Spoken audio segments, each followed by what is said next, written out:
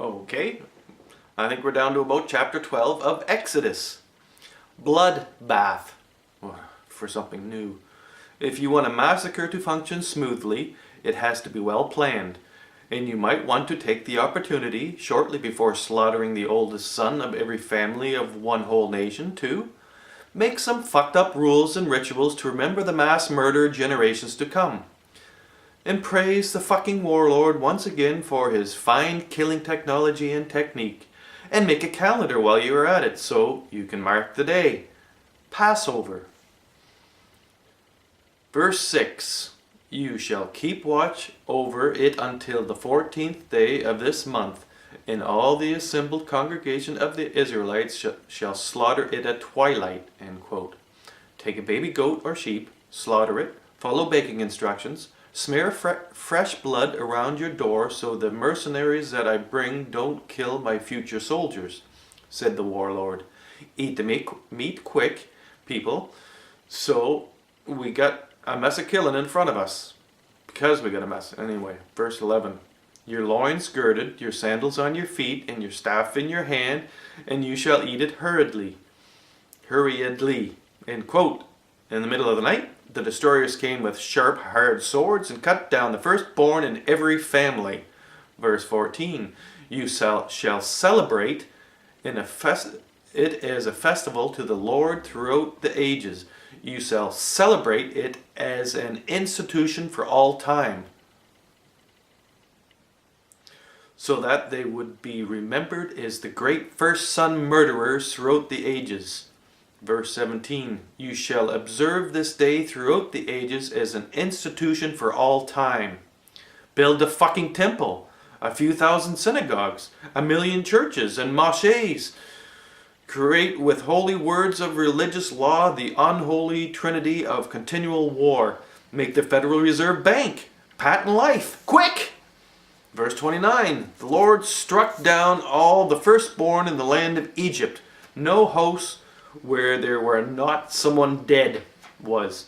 Okay, after that, the Egyptians paid with their silver and gold and cloths and begged the incestuous children murderers to leave.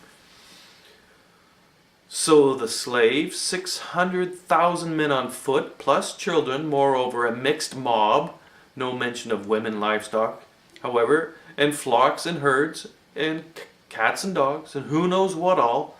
We are talking more than 3 million Israelites, 6 million is probably more likely, plus their slaves, walking out of Egypt. Payment in full for 430 years of slavery. Verse 32. Take also your flocks and your herds, as you said, and be gone. And may you bring a blessing upon me also. To consecrate the sacred slaughter and winning of a new master and a promise for land, they pranced around demanding circumcision or excommunication. And all the Hebrews and the slaves did what they were told. And the Lord marched out the Israelites, troop by troop, which would have only taken about 6 months to get them all out. Okay, the numbers certainly do not work. You cannot have 6 million people walking out of a country into a desert. Especially not without leaving some kind of evidence. Anybody who thinks this book is true is certainly not read it. And anybody who's read it and still thinks it's true certainly has not understood it. Because it's simply not believable. You cannot believe this book.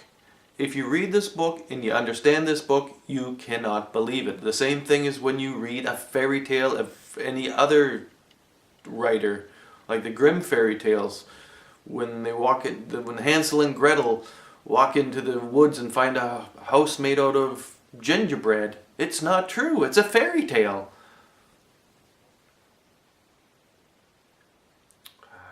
Okay, and what are we going to say about this chapter of this fairy tale?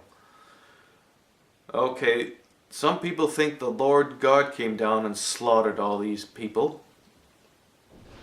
But it was an army. It was probably the army of the bloody Israelites. I mean, it's not even true. It's just a story. Why are we trying to make it work?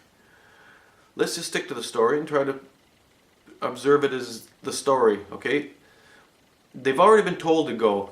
They've been told to go in chapter 11. They've already been handed over their silver and gold. But they decide, just like at the end of the Second World War when Japan was ready to give up, America wanted to test the bombs on them. It's the same idea. Well, we're just going to show you how fucking miserable we can be. And the whole idea is to show how horribly violent you can be, how ruthless and how sick and demented you can be, so that nobody will fuck with you. It's completely and utterly mad apishness. This is from a different era. This is from when people were completely insane. Insane. This is the work of insane priests who live a sheltered life, and they probably were drunk at the time and laughing their full heads off. And it always contradicts itself. It's always two stories side by side. Okay, relax, Steve.